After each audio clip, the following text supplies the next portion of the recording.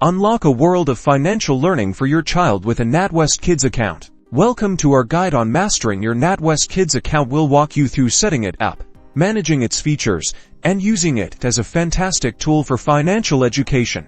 First things first, setting up the account is designed to be straightforward. You'll typically need to be a NatWest customer yourself and then navigate to the Kids account section on a NatWest website or through your existing mobile banking app. Follow the prompts to open an account for your child. The mobile app is your central hub for managing the account. Once your child's account is active, you'll be able to link it. This is where the real magic for financial education happens. A key feature is setting spending limits. You can decide how much money your child can spend and from where, like a set weekly allowance or a daily spending cap. This helps prevent overspending and teaches budgeting from an early age. Tracking transactions is incredibly easy. You can see every deposit and every withdrawal, giving you a clear overview of how the money is being used. This transparency is vital for discussing spending habits with your child. Beyond spending, these accounts often had excellent savings features. You can help your child set savings goals, like saving for a specific toy or an experience,